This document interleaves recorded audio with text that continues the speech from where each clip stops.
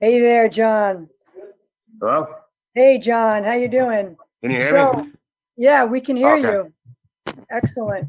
How you doing? So with us now is Jon Moxley.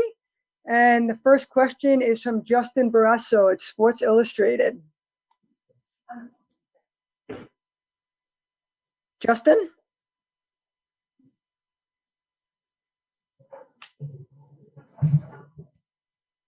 Justin Barrasso? Kind of operation we running here. Sorry, Justin can't ask his question. He hasn't done his pin, so he can't ask a question. Okay, we can go to the next one, which is Nick Hausman from WrestleZone. And Nick, you need to unmute yourself. Hey, John, can you hear me? Yes, sir. John, thank you so much for taking the time. Congratulations on your successful title defense tonight. Thank you, sir. Well, I wanted to ask you something a little outside of what happened in the match tonight. Something outside the ring. A lot of buzz around your wife, Renee Young. Any chance we could see her in your corner in AEW anytime soon? Well, I don't think she wants to get anywhere near my corner. She don't like blood and shit. But right now, the thing with that is that she has a extensive no-compete clause to go to another wrestling company. But it's definitely not out of the realm of possibility. It wouldn't surprise me at all for her to do, she has a jack of all trades, for her to be pop in and do something, be a presenter or a host or for something. I mean, she's backstage. She was sitting in the crowd tonight, so she's around. If it wasn't for the no compete, she could have popped on camera tonight if she wanted to. But ultimately, her main goals and interests lie kind of outside of wrestling. But I expect her to kind of have her toe dipped in because she's so ingrained in wrestling and so many wrestling fans follow her. So I assume she'll have her toe dipped in some way. But I want her to get that Katie Couric, Good Morning America gig, so I get just have a sugar mama,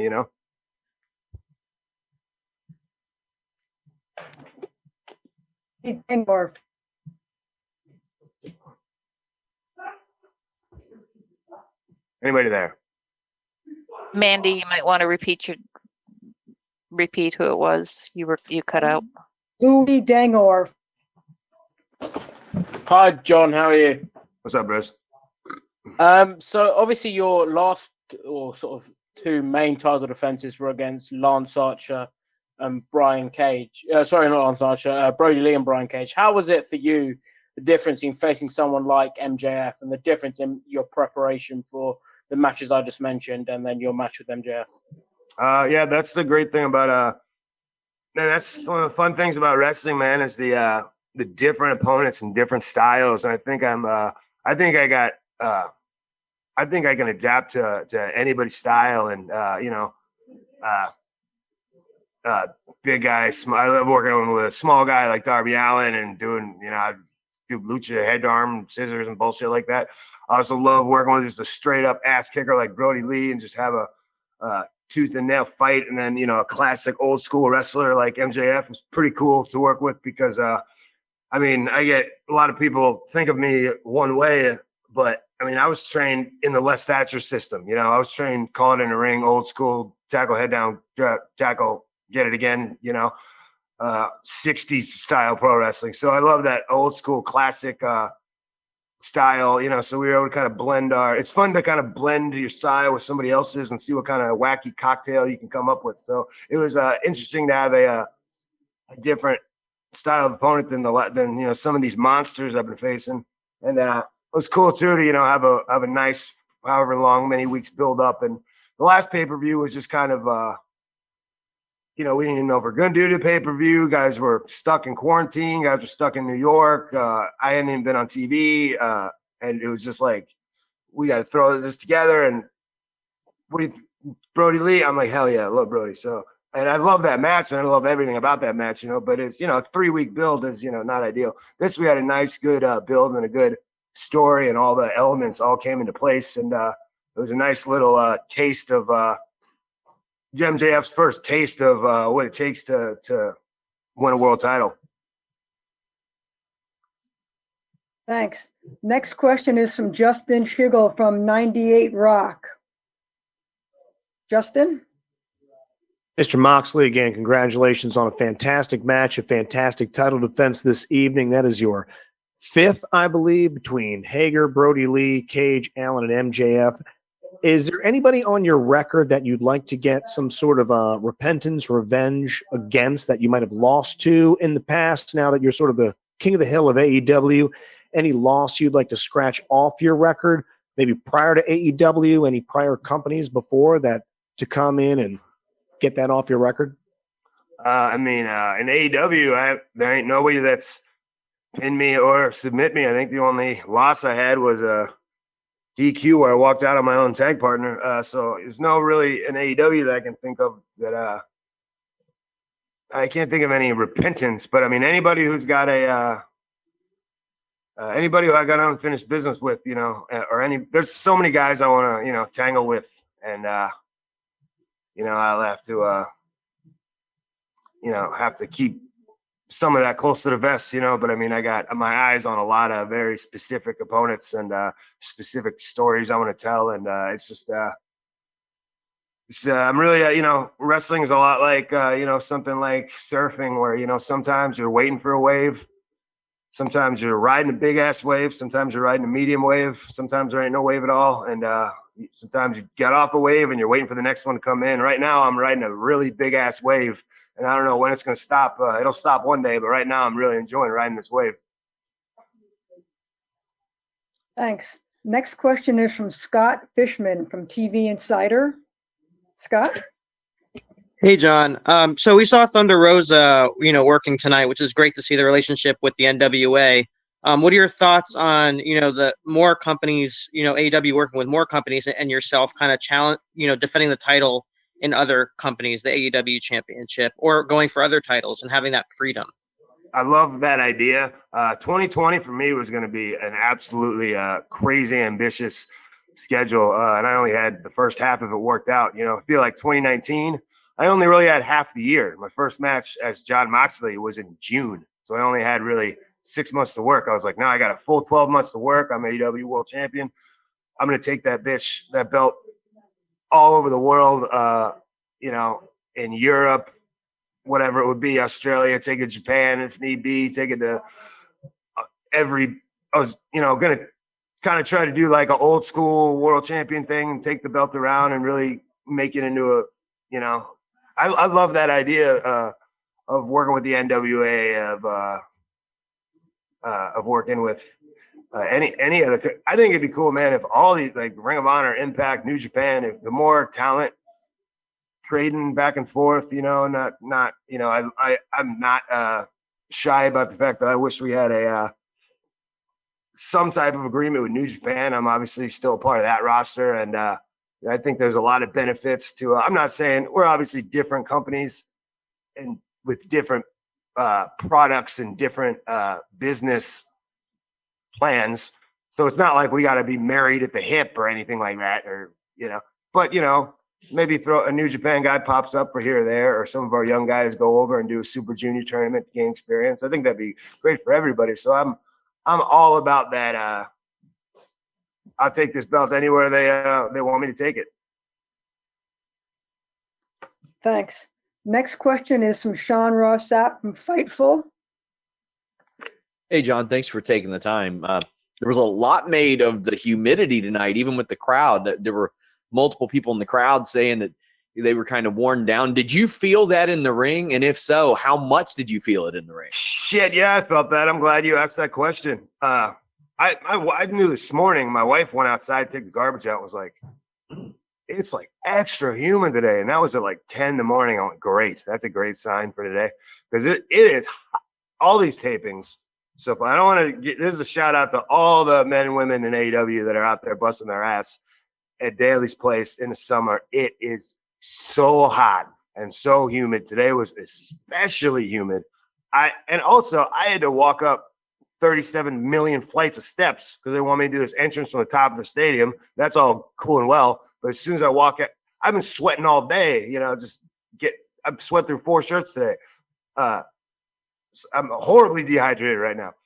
So I had to walk up 40 million flights of stairs. I get to the top of the stairs. I'm completely fully in a full sweat. I'm like, I'm got ice on my head. I'm trying to stay cool, and then I haven't even gone to the ring yet.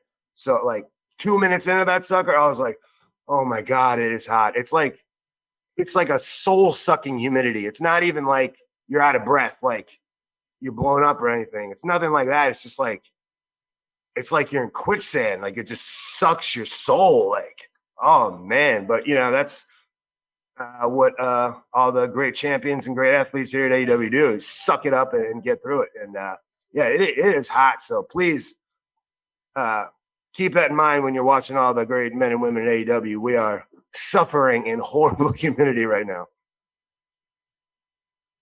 Thanks, John. Next question is from Sean Radican from Pro Wrestling Torch.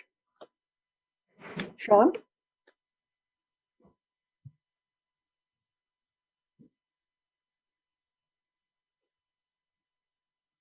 Sean, question?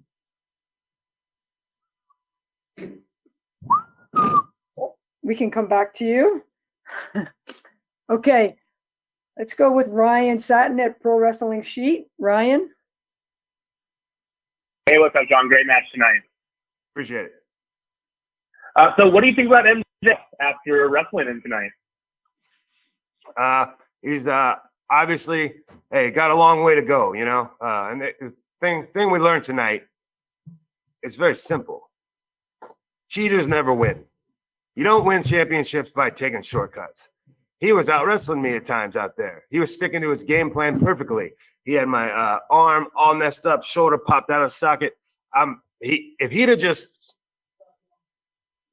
sucked it up and stuck to his game plan, he might have walked out as world champion tonight.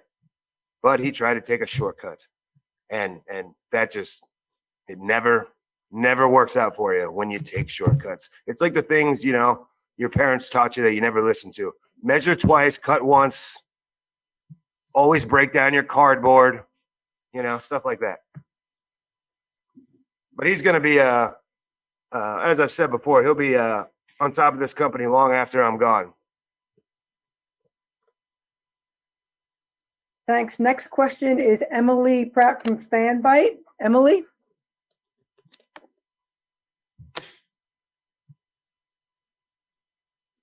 Emily, you need to unmute yourself.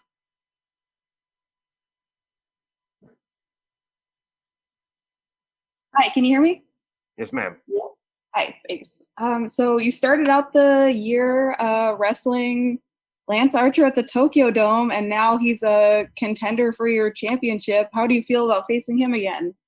I was trying not to pay much attention to that battle royal because I'm like, I gotta focus on one task at a time. That's how my brain works. So, but like I said, all different styles and opponents, and I want them all. So seeing Lance Archer win, I'm like, oh God, they just keep getting bigger, and oh my God. And I faced Lance Archer before at the Tokyo Dome in the Texas Death Match. One of my favorite matches this year. We beat the absolute holy hell out of each other. But if you go back to if you see the last end of that match, he's lying, all 7 foot of him is lying broken, bleeding in a pile of broken tables, and I walked out with the belt.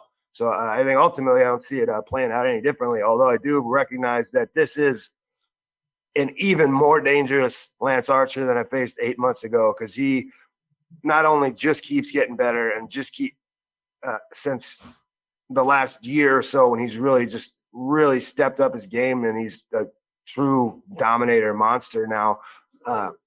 And he's got the coaching or expertise or the advocacy of Jake the Snake Roberts, who I'm sure will be trying to play some mind games with me and maybe trade a little work on the microphone with the great Jake the Snake Roberts. So that's intriguing. So after I'm going to get good and fucking drunk tonight, but then tomorrow morning we start working on Lance Archer. Thanks. And the last question is from Gary Cassidy at Sportskeeda. Gary? Hi, John. Thanks for taking the time. So you mentioned walking up all those stairs for that entrance. Another thing that happened on that entrance was the fan running towards you. I saw that you turned back after that. What were your thoughts on that? Have you got any message to fans that are going to run at Superstars during this time? It is never a good idea. I'm glad they got that on camera. They said they cut away, but I was like, man, you should put that on camera because people should know what it happens when you try to do something like that. Especially we're in a pandemic. I don't want your fucking gnarly ass getting near me. I don't even think he was trying to attack me. I think he was trying to just celebrate with me, like, yeah, rock and roll, baby. Never a good idea. And shout out to Charlie, my man. He also spray painted my jacket tonight. Jack of all trades, Charlie. He's a guy who does just about everything backstage here at AEW. And he fucking speared that motherfucker. That was awesome. So it startled me for a second. I went, whoa, what can you do? It's live TV. That's happened to me several times. Thanks so much, John. Appreciate it. Anytime. Thank you, man.